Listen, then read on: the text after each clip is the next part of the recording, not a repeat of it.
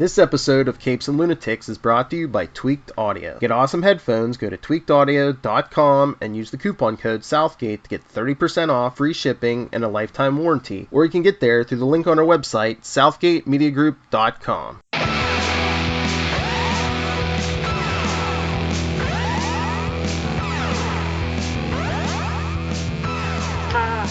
It's Chaz, and we really want to be your friends. We hope our good times never end. It's Mozz, it's Chaz, and we really want to be your friends. Hey, cats and kittens, welcome back to the AKA JonesCast. I'm your host, Charlie the Professor Esser, and with me, as always, is my skinny rich friend. It's Mozz. Hey, Mozz, always glad to have you as we march towards the end of the Netflixiverse. I'll get it right. As we march towards the end of the Netflixiverse for a final time. Tonight's episode of AKA Jessica Jones is AKA I Did Something Today. Season 3, Episode 9. After a shocking blow, Jessica's forced to choose between protecting Trish and destroying Selinger. I've got such a list today. Jerry seizes a chance to get back in Kith's life. Our director this week is Jennifer Getzinger. Brian Michael Bendis and Michael Gatos, of course, get our Marvel credits. Ooh, and I hit the wrong button. And there we go. And of course, our created by goes to Melissa Rosenberg. Lisa Randolph gets our written by Jamie E. King, our story editor, with Jay Holtham picking up the slack. And then, of course, although we always like to say Jamie King is in fact our hardest working person. Of course. We have a staff writer again. So hardest working person in show business this week is Jesse Harris. Glad you got to be the staff writer, Jesse. Very proud of you. Okay. Yeah, and look, they got rid of those dang executive story editors. What were they doing? You know, executizing. You ever meet an executive who worked? Me neither. Okay. Man, this is an episode. This is just, painful. Yeah. And man, you just want to scream. So, yeah. I couldn't believe they would do that, but then you figure it is the last season, so, kind of all bets are off. I know. Yeah, I don't follow myself. Okay, well, I guess we'll get to it when we get to it. But yeah, let's get into it. So because we open up, of course, last episode we see that Jessica busts into Selinger's apartment just as Hellcat is about to give the final blow, and Jess says, "Trish, no." Code names Jessica. Right. Secret identities are for your protection as well. No, yeah, and then we pick up from here and we see basically Trish sort of coming out of her berserker rage. But they don't really show you what happened. They just show you the aftermath. So I thought maybe going forward into the episode they would flash back to what actually happened, but they don't actually show you what happened. Just that he got knocked out and Trish didn't actually do it. I thought it would have been a cool thing. No, Trish did it. So she cut his throat. I guess that was the implication that she got to him afterwards. Oh, okay. Oh, interesting. Oh yeah. She tore into the guy. Oh, okay. So and yet he still survived. Yeah. So that kind of bothers me. They weren't sure. They weren't sure if he was. Yeah. Okay, to be fair. And Trish is like, you know what? He might live. And Jessica is like, that would be a good thing. Yeah, so they book out of there before the cops break in. They do get him to the hospital. And it is clearly touch and go for a while there, though he does eventually come to, although they say he's breathing through a tube. And then we realize that, because as he had said, he's got the cameras all over the house. he did get a very good shot of Trish. Man, she knows standing over him. how to find her light, man. Well, yeah. She was raised to it, you know. He was probably using that moon landing film, you know, this takes pictures in absolute darkness kind of stuff. Yeah. Actually, it's really amazing film. That's how they got those really good moon landing pictures. Interesting. You know, if you believe in the moon landing. But yeah, it was basically a super good kind of film they invented so that you could actually take pictures in almost no light. And they would come out brilliant and colorful. Yes, although actually this was digital because obviously he's in the hospital when he got the pictures. So obviously just super high def, which also can do the exact same thing in super low light. Just really find the light in it, you know. But yeah, so he's got the picture of Trish and he sends it to Jessica because he wants Jessica to do something for him. Do something horrible, let's say. Yeah. You know, it is one of these moments because you know that Jessica is doing this for Trish. Right. But at the same time, you know Trish would never want this. No. She would rather do the time than to let. And the thing that seemed really sort of incongruous to me was like the danger of having Salinger out there far outweighs the danger of Trish getting in trouble with the law. She didn't, you know, actually kill the guy. He survived. So it's not, you know, like she's going to go to jail forever or get put on death row. So it wasn't as big a deal as, you know, that would require tampering with evidence of you know, like that. There's a quality to this that maybe they didn't give as much coverage to, although it ties into what we had in the last season and into what we kind of see in the post-Segovia Accords kind of world, which is unregistered heroes go to the raft and people don't come back from the raft. And that because of the danger posed by unregistered superhumans, you know, now, of course, one could very easily... That's a good point, because she is a superhuman now, right? Mm-hmm. Yeah, killed a man with her bare hands. And, or almost did, at least yet. But, you know, the idea is that Jessica is worried that, like her mother, being sent to the raft, because that was the whole thing, she didn't want her mother sent to the raft. But, you know, again, it's the difference in there's a qualitative difference between what Jessica's mom did and what Trish is accused of. You know, Trish is definitely, you know, I mean, not for nothing, she is, you know, she could be on that Punisher's path. Yeah. You know, she did see her mother die, you know. And, I was just thinking, you know, it was kind of like Bruce Wayne, but if Bruce Wayne slowly got comfortable with killing. Well, yeah, you know, or quickly got comfortable. Yeah, that's true. That's true. Or if Bruce Wayne's parents were killed when he was in his, you know, 30s? in his 30s, and he's like, you know, a little more, not the idealistic 10-year-old that he was when his parents got killed, you know?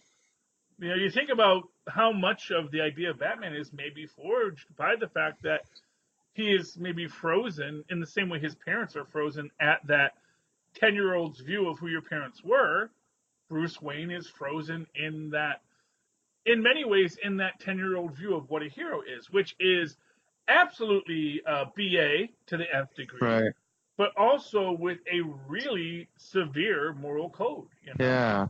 A real hyper lawful good moral code as he's going out there and, you know. Yeah, it's an interesting point that sort of moral code was cemented at that early age because of that experience, and that's why he holds so steadfast to it. Yeah, I mean, you know, and you think that's, you know, that's a very real possibility. That's really interesting. As to why he is that way, because, you know. I like that. Yeah, I like it too. I just came up with it just now. But Trish, by contrast, she's coming through this, an older but wiser girl is she, Hardly. or the sadder but wise, or as the song was, the sadder but wiser girl is she, or the sadder but wiser girl for me, because she first off she's been through all the filth that humanity has to offer. She has been around a lot. She's been a drug addict. She's been to rehab. You know, she's probably been to jail. I mean, all things being equal, and this is where the scene where Jessica makes this choice doesn't seem real, and I think the reason it doesn't seem real is expressly because Jessica is heavily traumatized Yeah.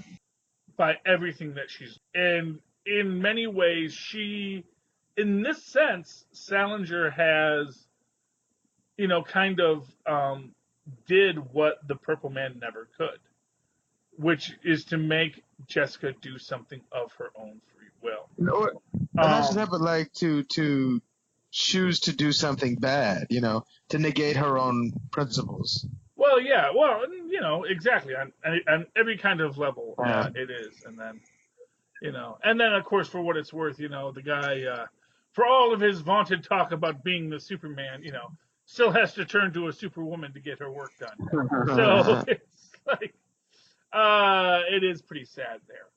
But I do feel that at the end of the day, that is what we're seeing in this is Jessica who is traumatized, who is beaten down, who is so afraid to lose the last thing she has because and for what it's worth, you can argue she still has other people. I mean, she still has Malcolm. Yeah. But even that's that's tentative, and she has her secretary, but that's tentative. But at the same time, these people all still are in her orbit. She is not alone, and there are ways to fight these things. Even if you can't get a Hogarth, Matt Murdock's around. You know, Hey, Foggy Nelson. Yeah, Matt is Murdock's still around. That's okay, but he brings Foggy Nelson with him. Now you're talking. So it's like we could find a lawyer. We could make this work if we had. Although Foggy Nelson works for Hogarth, doesn't he? Does he currently? No. At the end of Daredevil, because this came out before Daredevil, yes, or after Daredevil. This was the last one. So they actually no. At the end of Daredevil, they all reach. He leaves Hogarth's law firm, and actually he wasn't with Hogarth. He was with what was it? It was he was with Hogarth's old law firm. What Cho, Benowitz, and Hogarth. So he was with Cho, Benowitz, and Hogarth, and he left them to go back with Matt and Karen and form Nelson, Murdock, and Page. Okay. So Murdock would still come with Foggy Nelson. Exactly. You can still get your Foggy if you need one. And not for nothing, as I'm sure Hogarth would have done in this situation, they would have pointed out that this is not, that first off, she'd do what you did the first season. Says what superpower? She's got no superpower. She just knows karate. Yeah. She's fast. She jumps around, but that's not superpowers. And could really make this point. Does she have superhuman strength? No. Does she have this? Does she have that? No. She just is. Yeah, if you prick her, does she not bleed? Exactly. And the idea being that, not only could they probably get her reduced to Rikers, the fact that any jury is going to know who this guy is, especially after they've already convicted him when they find the hit, Yeah. And the jury is going to put in those extenuating circumstances of a person, consumed by rage at the sight of her mother's death, and that becomes a whole other story. But again, because Jess is so traumatized, she's not even. Yeah.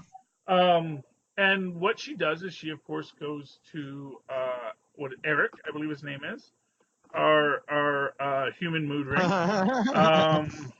Eric Gilden, played by Benjamin Walker, and gets basically has him help her find a way into the lab, and they go to this very corrupt cop who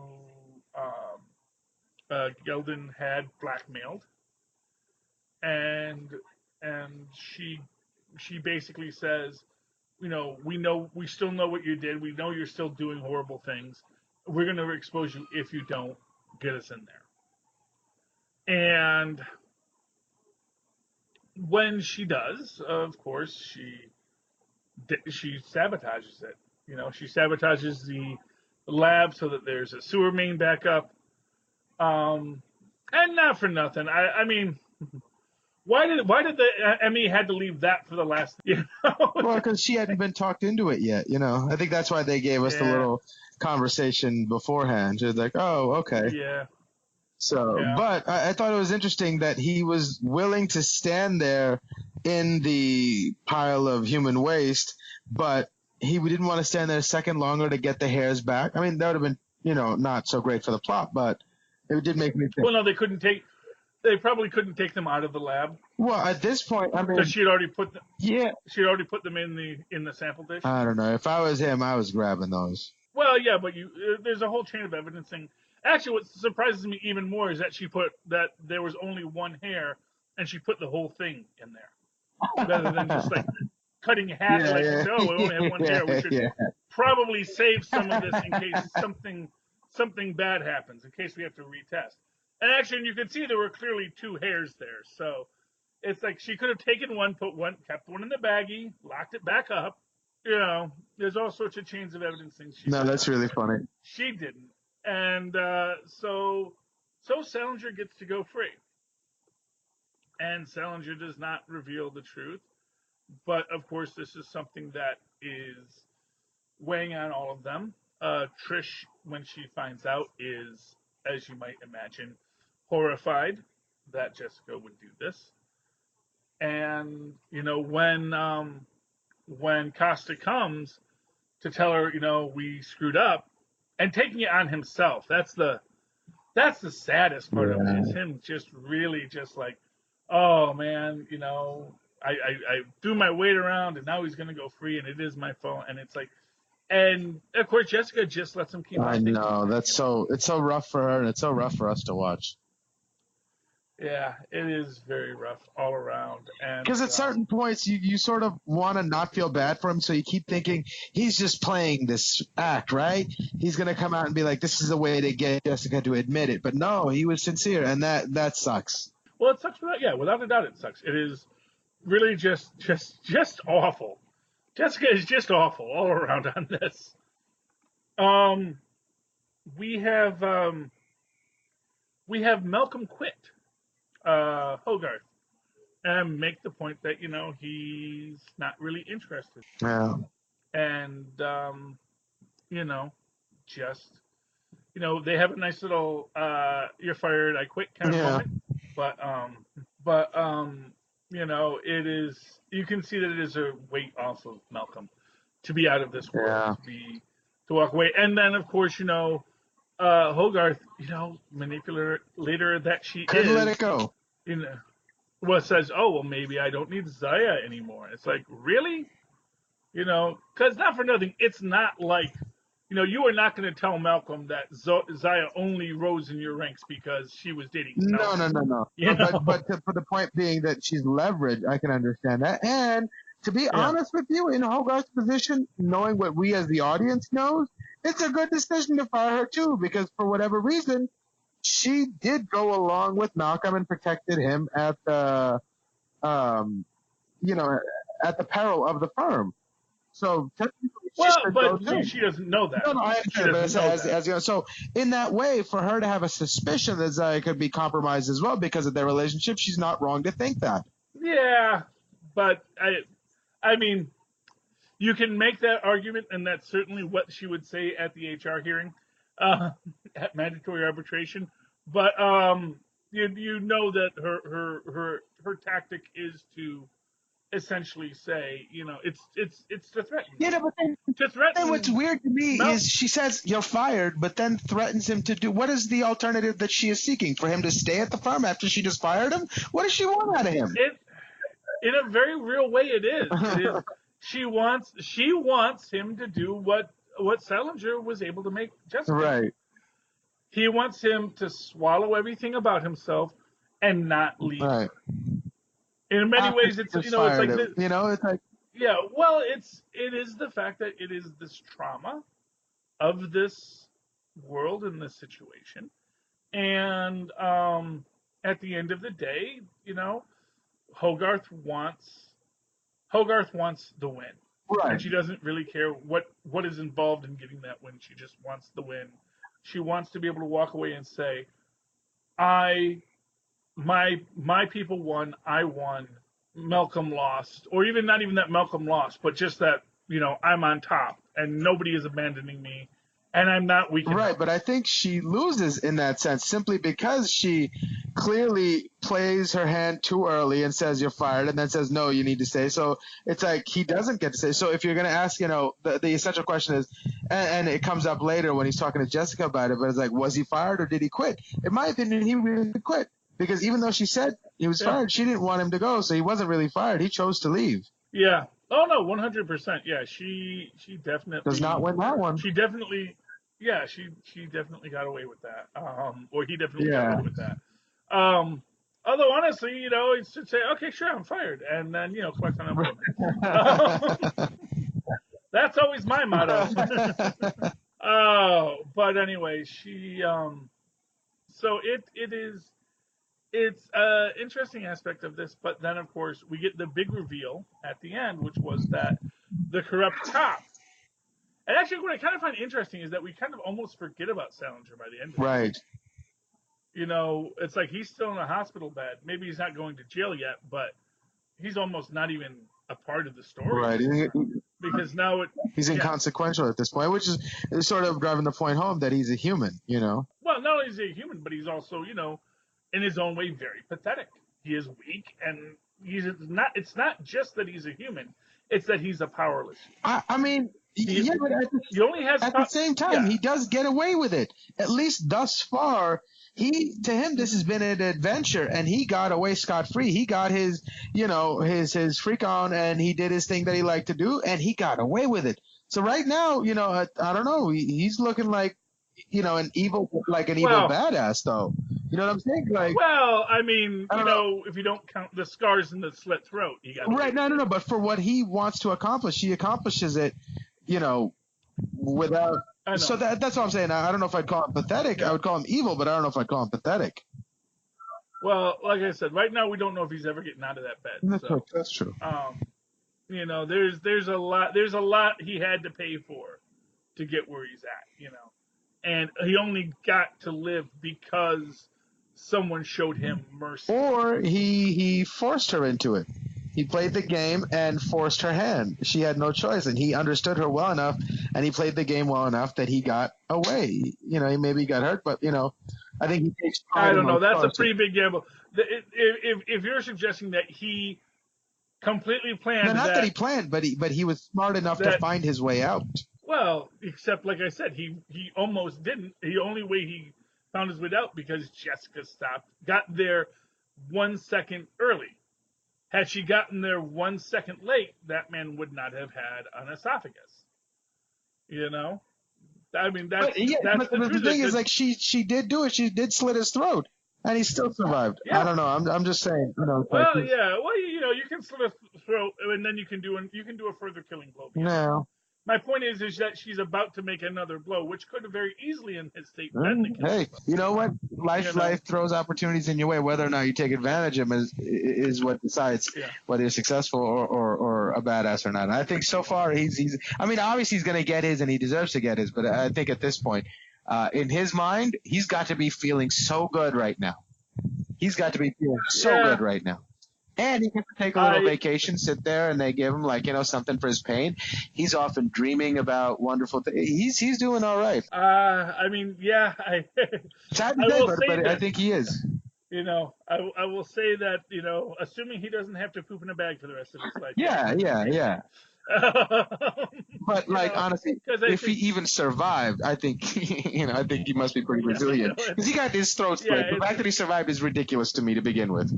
Well, it's ridiculous that what's his name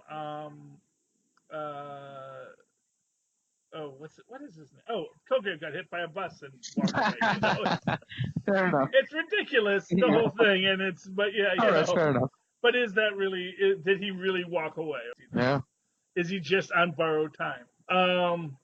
Yeah, it is. It is what it is. But yeah, I mean, we get this realization that the cop has been murdered, the corrupt cop, and they of course assume it's Jessica because Jessica's on his body cam. People saw him confronting him. Um, Jessica has a history of violence, and not for nothing, they're very mad at Jessica and these people taking the law into their own hands, and this was a cop that got killed. But this, of course, leads her to think that it was actually Eric who did the killing. And, Yeah.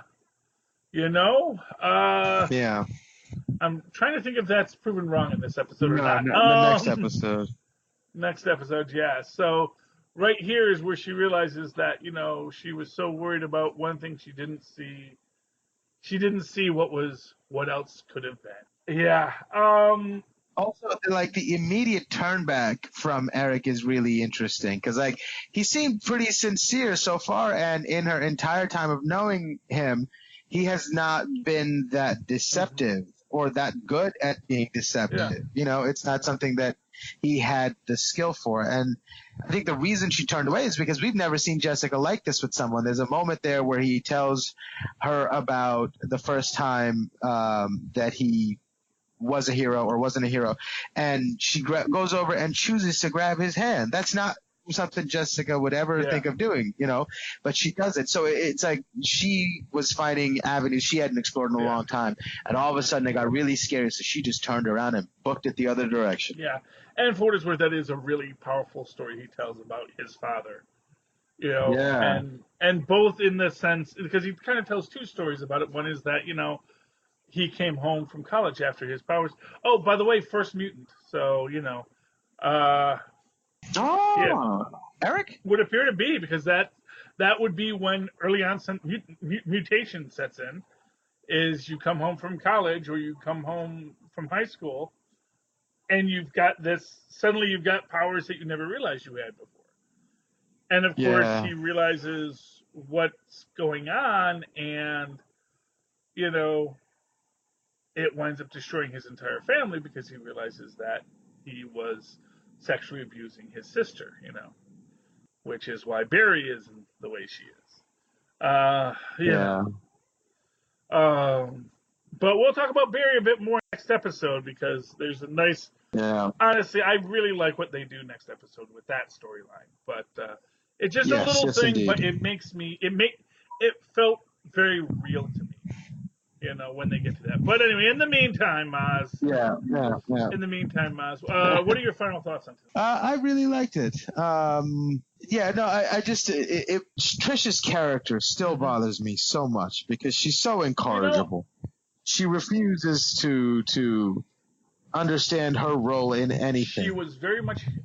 And even when she is willing to, go down for it, it's only out of a dramatic sense of, martyrdom in a sense. That's the only reason. Not because she thought she actually deserved it. Yeah.